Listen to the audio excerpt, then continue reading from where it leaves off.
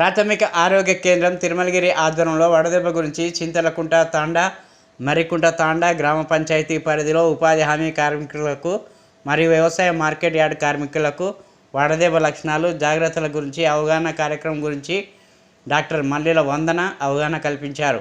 ఈ వేసవిలో ఎండల తీవ్రత ఎక్కువగా ఉన్నందున ప్రజలు ఉదయం 10 గంటల లోపు సాయంత్రం 4 గంటల తర్వాత పనికి వెళ్లాలని సూచించారు. వడదెబ్బ లక్షణాలు చెమట పట్టకపోవడం, శరీర ఉష్ణోగ్రత పెరగడం, వణుకు పుట్టడం, మగతగా ఉండడం, ఫిట్స్ రావడము, పాక్షికంగా అపస్మారకలోకి వెళ్ళడం జరుగుతుందని వివరించడం జరిగింది.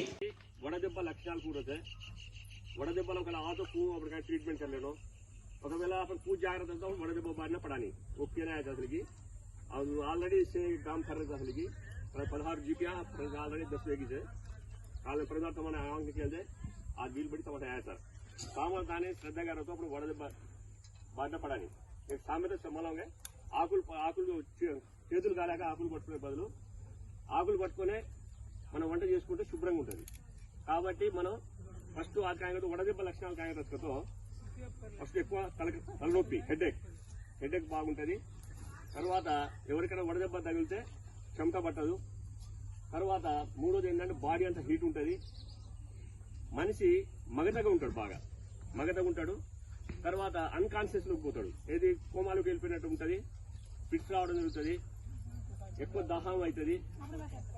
దాహం అంటే పానీ కసలు ఆగిపోకం ప్లస్ కాయతో చెమట అని మాన్సన్ కాయతో వామిటింగ్ అవుతుంది, కడుపులో పిసినట్టు వామిటింగ్ అనిపిస్తుంది, యూరిన్ మొత్తం పసుపచ్చ కలర్ అవుతుంది.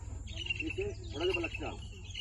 వడదెబ్బ లక్షణాలు బారిన పడకుండా ఉండాలంటే అప్పుడు కాయకతో మెయిన్ ఎండామా ఇట్లా ఎండామా కాయతో ఉదయం 10 లోపు సాయంత్రం 4 బజే కామెంట్ రావడం.